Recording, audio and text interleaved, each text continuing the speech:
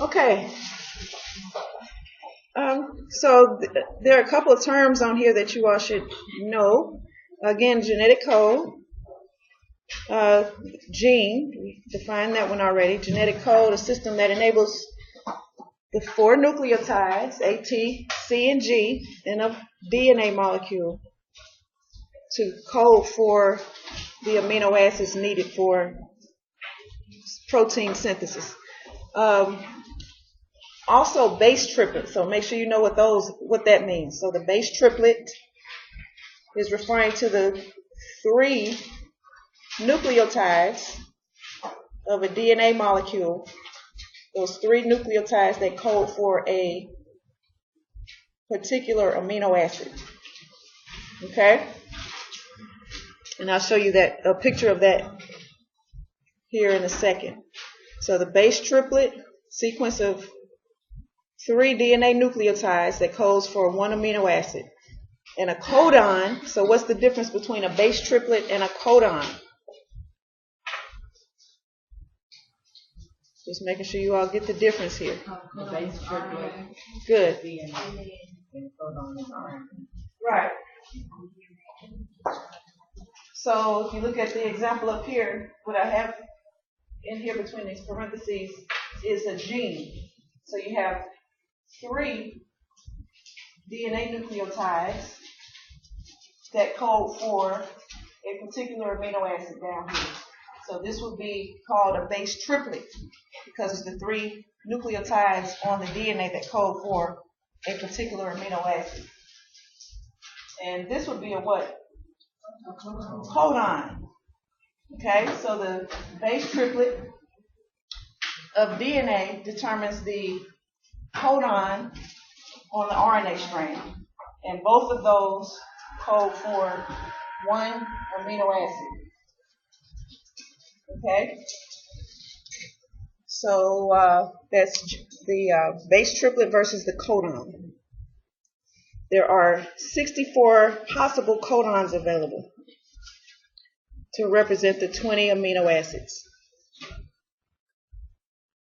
Okay, so there are only 20 amino acids. And this is just giving you an example of some of the amino acids by name and which three first base triplets are needed.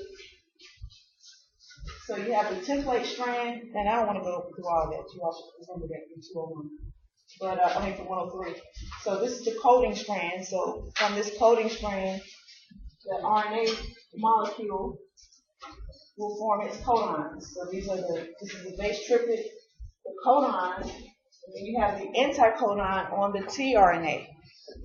Remember, the tRNA is the RNA that actually delivers the attached amino acid to the growing polypeptide chain. So these are some of the amino acids. Again, there are 20 different ones, but these are the actual codes that determine which amino acid will be placed within the polypeptide chain. Okay? So this is kind of an overview. If you understand this, you pretty much have it down with the whole process of protein synthesis based on DNA sequence. Okay? So what's the base triplet? Where's the base triplet? It's on the DNA, and the codon is on the mRNA. Okay. And there's your polypeptide chain at the bottom there. DNA triplet determines the sequence of mRNA codons, which determines the sequence of amino acids. All right, a mutation. You should know what that is. So in general, a mutation is a permanent change in DNA's nucleotide sequence. So what could be the problem there? So what's the problem there?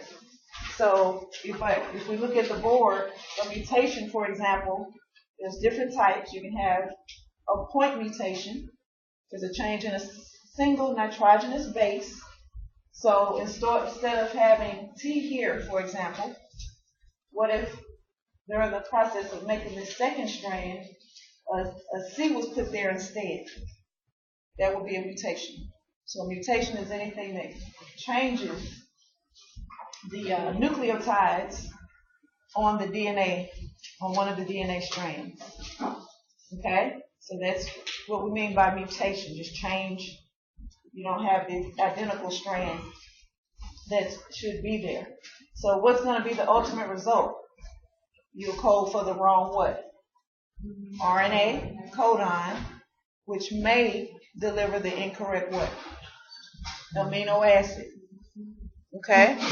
And that could be no problem. So it just depends, right? You can make some changes to DNA and it won't change which amino acid is put in the protein.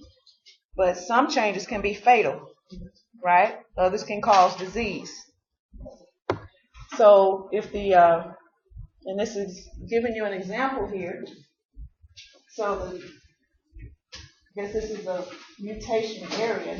So instead of putting in the correct amino acids down there, you have leucine, alanine, cysteine, and isoleucine.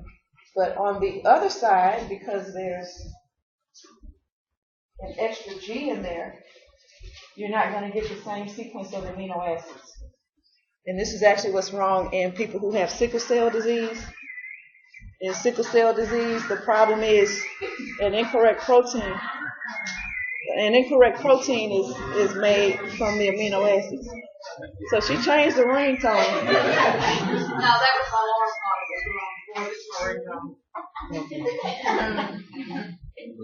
All right. I'm going to start taking your phone at the beginning of class. You all make sure your phones are off. I forget mine too, so that's why I don't make a big fuss about it. Mine is on. Okay, so so this is a sickle cell mutation. So sickle cell is caused by a mutation, and look where the mutation is. So normally the hemoglobin is a protein in our red blood cells, and it's important because it actually carries the oxygen in the blood. And so this is what the protein is supposed to look like, a small part of it. Okay? And because of a mutation, look where it is. So instead of a CTT, that's normal, on the DNA, there's a CAT. This 1 point mutation causes a disease as serious as sickle cell. So coding strand here builds an incorrect RNA, mRNA. So that's going to bring in valine as the amino acid instead of glutamate. Just that one change in DNA nucleotide changes the complete protein. Okay? And again, if we get down that's what DNA does, codes for proteins. A lot of the disorders that we have are genetic based because the incorrect protein may not be made. Okay, so what are some other things that can cause mutation? So this one obviously is passed on to offspring, right? But there are some cancers. A lot of cancers are caused by changes to DNA. Okay, so there are sequences of DNA that have to be maintained or else the wrong signals are turned on. So some things that cause cancer, one of the things that are happening there is those substances change the DNA sequence. Skin cancer, for example, UV radiation. So why are we not supposed to be out in the sun all the time? Because of the UV radiation can damage the DNA in our skin cells. Okay? So that's what actually pigmentation. Actually, I don't wear sunscreen because I have a built-in sunscreen. That's what melanin is. It blocks out the UV radiation from getting to my DNA and my skin cells. So that's what the pigment melanin is, which we'll get into. But a lot of times, cancers occur because of changes to DNA. Yes. So, in somebody that got like the sickle cell trait, what do this thing? If what now? Have the sickle cell disease, but just have the trait. Well, what happens is with the trait, you have, if you all remember alleles, going back to 103. So you have two sets of a particular gene. One came from your mother's chromosome, the other from your father's. So if you have the trait, one of those is bad. The other one is good. So you don't have the same ill effects. So in order for you to have the disease, you would have to have two bad alleles. So your mother would have to give you a bad allele and your father would. And that's what makes the incorrect valine. Yes? My mother and my father, and like I was saying, earlier, that I'm talking about it, and I that in me. So I mean, I was told that in me. So you have the trait? Yeah, and there are some, in fact, there are some differences. It's not as severe. It doesn't, so if a person has the trait, they don't have the odd-shaped red blood cells. But it is understood that one thing that may have happened is the DNA changed because of a certain infection that people were susceptible to in Africa. And by that DNA changing, people who had the trait, sickle cell trait, were protected from getting that infection. Whereas people who didn't have the trait may have died of the infection. So there may have been some built-in plan to protect the individuals from the infection. And so there are some differences if you just have the trait, but it's not life-threatening, so to speak. But there could be, I mean, with you being tired, anemic. Have you ever had your hematocrit? Okay, so there may be some smaller issues there, but nothing as severe as sickle cell disease. All right. Rough ER and smooth ER, so outside of the nucleus, notice that rough ER is always right there surrounding the nucleus. Okay? So what do we get out of the nucleus? So what does the nucleus do for us? Right, so the nucleus contains the DNA instructions for what? For a protein, for what protein the cell needs to make. Okay, so when the protein is made, the next stop is rough endoplasmic reticulum. Okay, and you can see it. Look at the picture here. So just imagine the RNA strand coming out through these pores and building of a protein based on the RNA strand. So quite a bit of that is going to happen here in the rough ER. So as the protein is made, the protein is sent into the lumen here, this little space within the rough ER, and the proteins will be built, so to speak, and changed any way that it needs to be changed within the rough ER. Okay, so the function of ribosomes, so notice on the rough ER, they're called rough ER because they have what?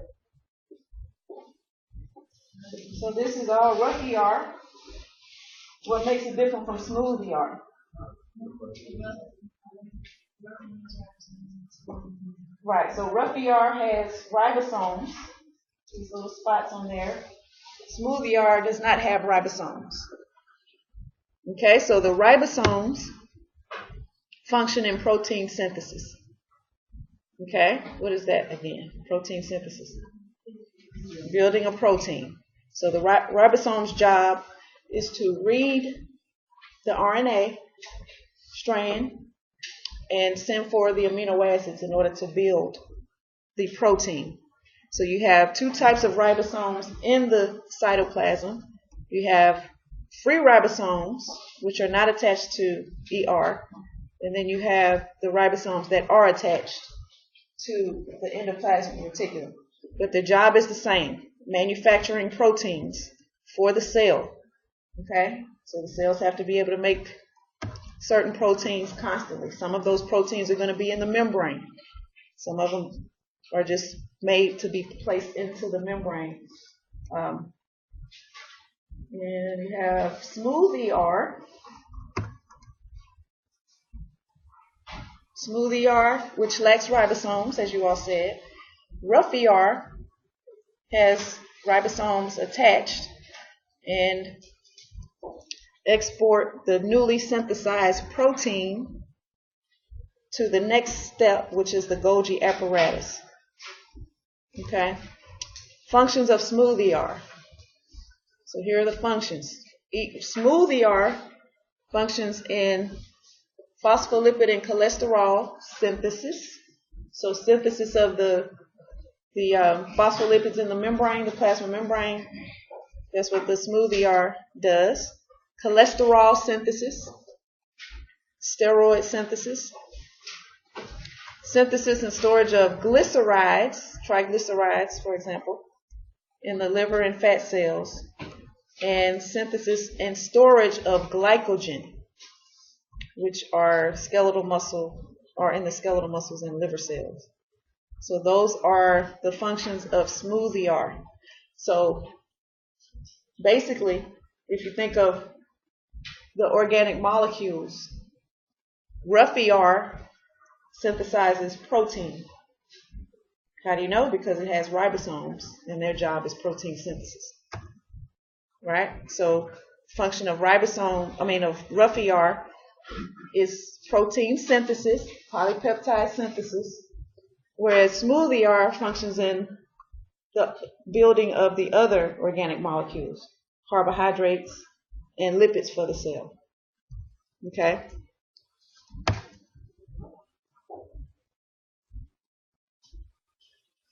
All right, so in the rough ER, the polypeptide chain grows inside of the rough ER in the cisterna, and the completed protein may become an enzyme. Remember, some proteins are enzymes, and some can become glycoproteins and embedded in the cell membrane.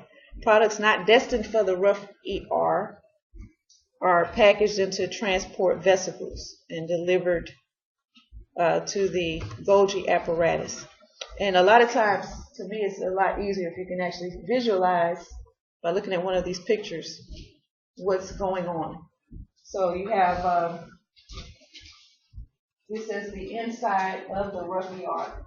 So you have the mRNA. So remember, the mRNA strand here is read by the ribosome, right? The ribosome reads the strand and brings in the correct amino acid based on that codon. Okay, and then the protein builds within there, and then the proteins are modified and to whatever form they need to be in, and then they're sent on to the next place, which is going to be the Golgi apparatus. Okay, so the Golgi apparatus does additional work on the protein.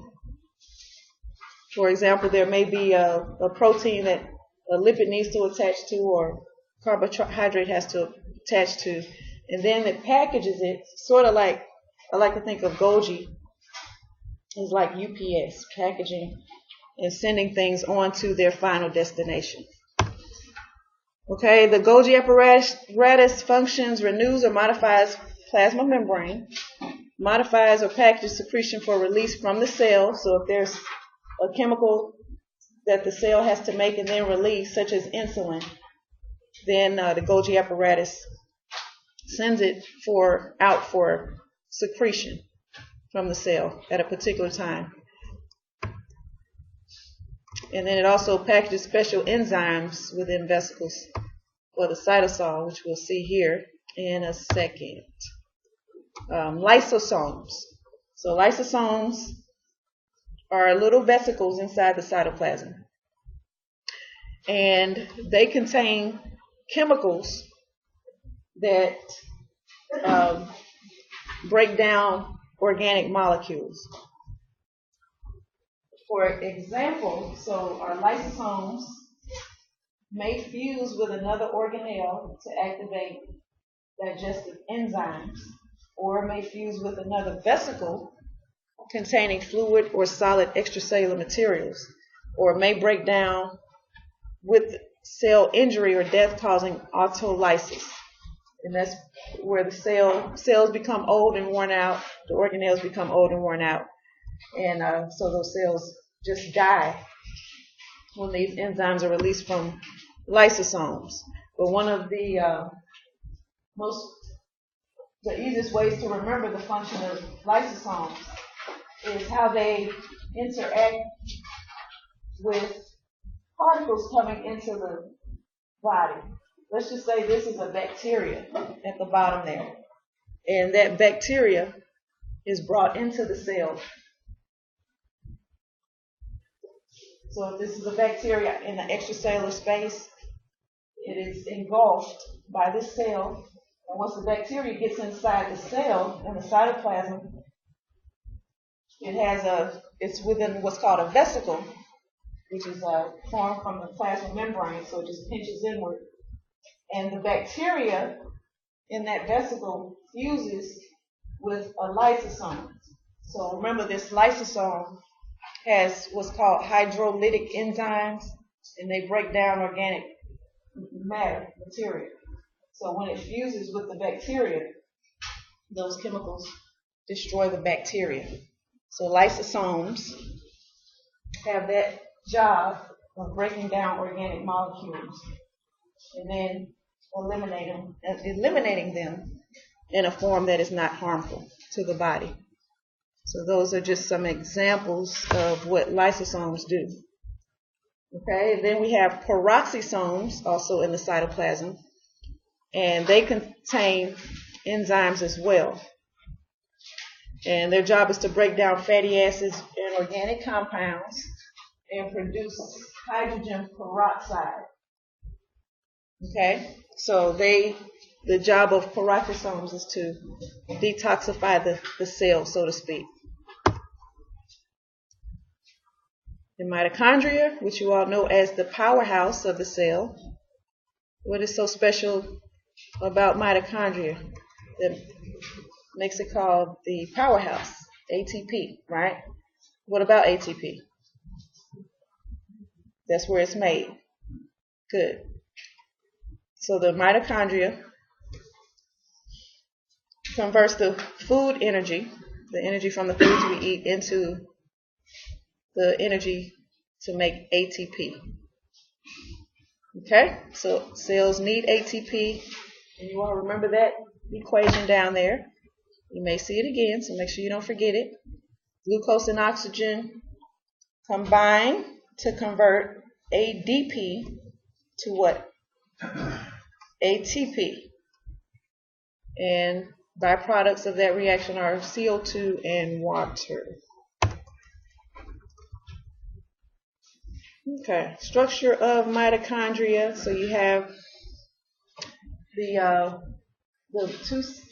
membranes, the inner and outer membranes.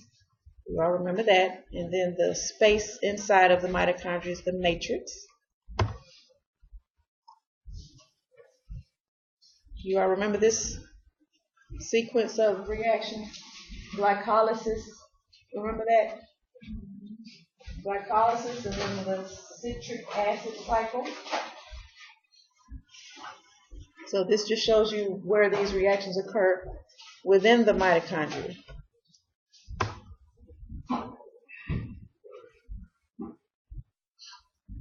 All right, so this is just a summary of the functions of those organelles. Peroxisomes, again, detoxify harmful or toxic substances and neutralize free radicals. And citrioles, we didn't really see that, but they aid in cell division, mitosis. Membrane transport.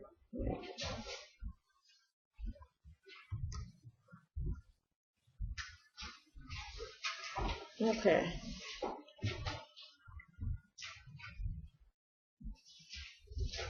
Let's stop here. I can finish this up on Wednesday.